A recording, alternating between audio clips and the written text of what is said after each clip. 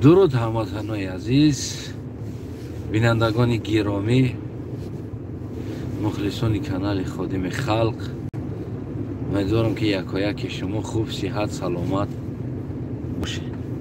درود خداوند و خانواده یکایک شما هموطنان عزیز. راستی یعنی که امروزه گپ ما کمتر می شود و درباره که متخصص نیست میگن. یعنی که مردم میگه که متخصص نیست، ما وطن چه خیلی میسازیم، برای یک متخصص تیار کردن فلان سال وقت در کار هست میگه.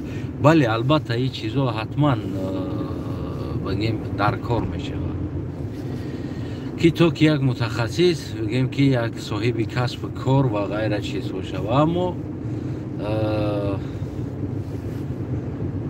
چه خیلی میسازیم گفتگی سوال پیدا میشه و آینده وطن. البته که متخصص هست، بسیار هست متخصص.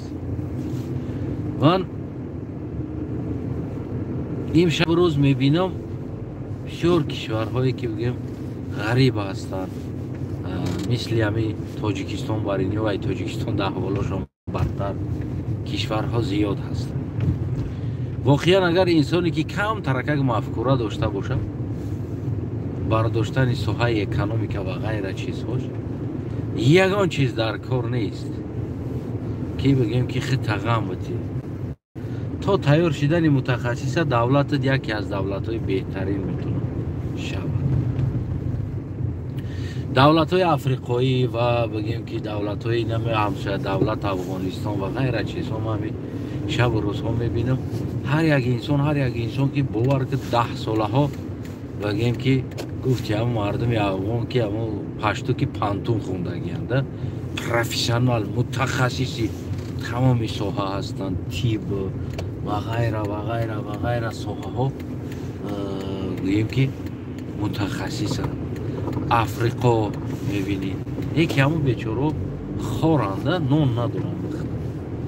همچنانی که امروزه مثال گیریم یک کشور بگیم ارومی پایانتر که مثال ما داریم تاجیکستان و آدم ها می روان، متخصص های ما رفته در روسیه ها در دیگر جا شانس دارنده کار کنن، خیلی معاش بگیرن، زندگیش خوب باشه و همون تمام علم دانش خود در اونجا صرف کنن. البته که اگر که آینده که خداوند به همون روز که می رسوند، اگر که من اگر همون رهبر میشیدم، باور کنین از همین بهترین انسان های باسواد بکالا را از همون دولت هایی که بگیم بسیار شرایطشان وزمین است بگیم که پیدا کرده تاجیکستان داورده، ساحه تیپ ده، ساحه بگیم که دیگر گوناگون ساحه ها را بگیم که میتونستم با یک مبلغ کمتر کاری کلان کنم، یک مبلغ کم قطعی کاری کلان کنم، برای که اوجا زندگی و خیلی وزمین است. یعنی کمتر برای او را شرایط کنی و برای تو را صادقانه کار میکنن. او اصلا طلا و زر دنیا نمیخواه، او میخواه کمی زندگیش خوب باشه، کمی حیاتش خوب باشه. همه خیلی بگه متخصص و همه خیلی انسان ها را وقتی میبینی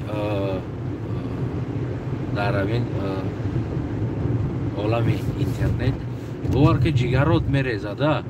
ما میگم که ما یک آدمایی که بگیم که مردم ما هیچی نه، یگان جا را نخوندیم، یگان تخصص نداریم، گفته بخیر چی میبینیم.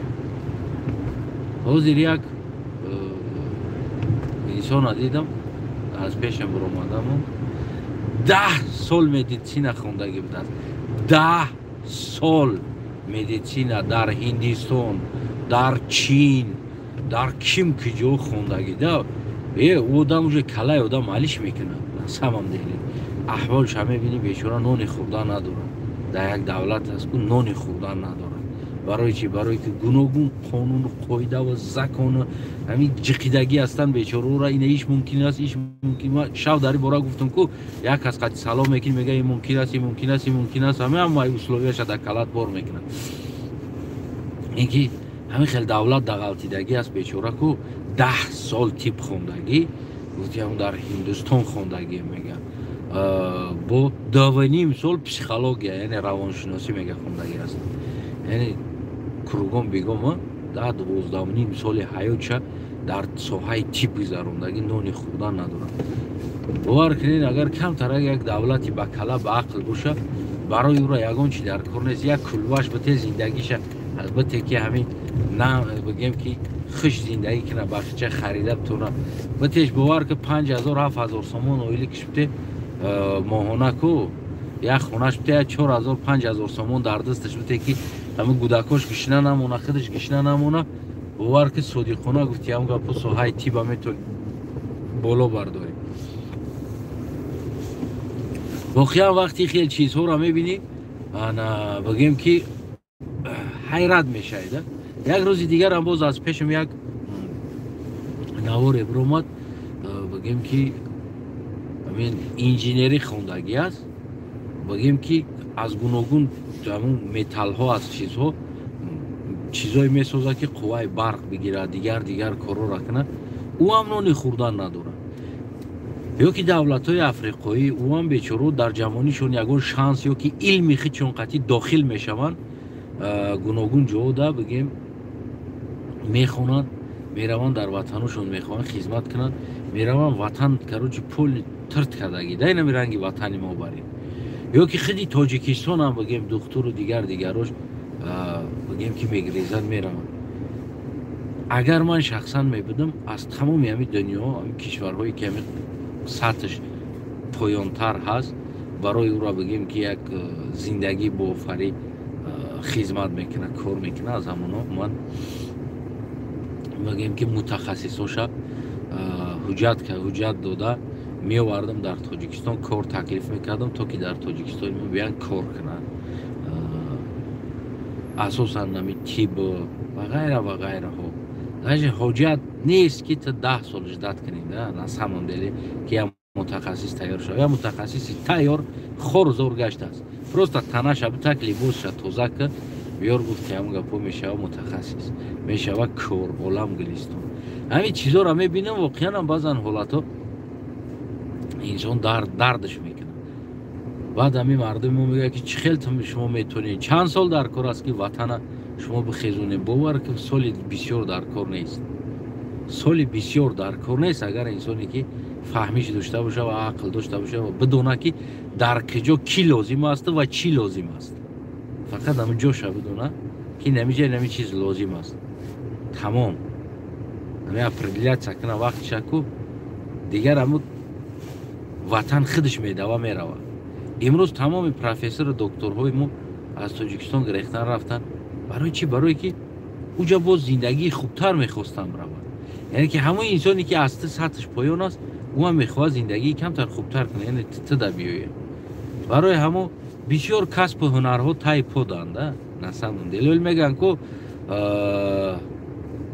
تیلو یا که بریلیانت یا که دیگر چیزهای قیمت بها بگیم که بسیار ارزشی بالا دارن در دست انسان ها نه که اصل انسان نمیدونه که همه همون در تای پاشه همه همون تیلوش هم تنگش هم تای زمین ده بولوش قطعی صد باره ها میجقی در بولوش چوش میکنی در بولوش میکنی لوبوی کارا میکنی نمیدونی که چی نمیجاید بگیم که هم قدر چیزی ارزشمند در دنیا برای ارزش ترین قیمت ترین گوهر درم تای پاتش دادگیه همش در تای زمین است. انسانیت هم خیلی است. بسیار انسانای گوهر بسیار انسانایی که در حیات بگیم که در کاری انسان ها واقعا هم تای پا میشوند میروند مثل همونه که قیمت ترین چیز طلا و نقره و بریلیانت باشه در اکثر جا در تای پا است و چیز تا او وقتی که او را در دست نگیری قیمت او را نمیدونی. همین انسان ها هم خیلی هستند از نگاه ما تا او را اگر که در جوش اگر نباشه که تو قیمت او انسان را نمیدونی. و همین برادرایی که مبارزه میبرند در گرد اطرافتون که این هم خیلی است تا اگر این در دست نباشه یعنی که تا اگر که این اگر در جای خودش اگر نباشه که شما قدری را نمیدونی. خیلی است. قیمت ترین چیز طلا و بریلیانت است نه که در اصل مکانی انمو طلا و бриллиант тай по ҳаст, болош қатӣ мегардӣ то он вақте ки ӯро дар дастат нагирӣ. ҳамон вақт ҳамон тилло, ҳамон бриллиант бигем ки қувват пайдо мекунад, яъне маблағ ҳамон стоимост пайдо мекунад, бигем он вақте ки дар даст меғалта, яъне дар даст. Тай пода, тай замин да буданда бриллиант ягон грамм арзиш надорад. дар тасаввуроти та арзиш дорад, не ки дар тай замин аст. Ва ҳам хел ки дар даст гирифтӣ кун, он вақт баъд арзиши бриллианта ё арзиши тиллора медонӣ. хонатон обод боша ҳамватанои азиз. воқеан ва хиди мардами мо ҳам камтар нестанд хел бриллиантҳое ки тай по гашта истоданд, стройкада гашта истоданд ва ғайра ҷойҳода гашта истоданд. инсонҳои спортсмен мо дорем ки дар ҷаҳон бигем ки миллиард футболистҳои хуб дорем. агар ки инора бигем ки ай тайаму замин бигирӣ, то ҳамон вақте ки ин халқ, ин миллат номус ё ки бигем нанг, дониш ё ки ҳамон дороие ки миллат дар вуҷудаш дора, агар то ӯра рӯи даст нагирӣ ку, ӯ агар тай пода беста ӯра қадрша намефаҳмӣ, арзиши ӯра намедонӣ. ҳамон вақт ӯ арзиш меёбад ки дар дастат бошад. барои ҳамон агар мо ҳам ҳамин миллатҳомон айдарани стройка ва ғайра ҷойҳо бирорем, футболиста дар соҳаи футбол, боксёрша дар бокс, ММАша дар ММА, бигем артистша дар артист, беҳтарин овозҳо, беҳтарин талантҳо дар даруни стройка ҳастанд.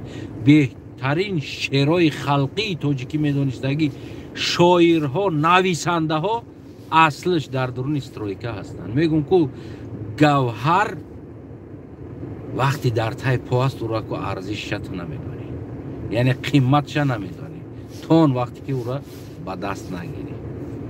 хонатон обод. фикр назартона зери комент бинависед.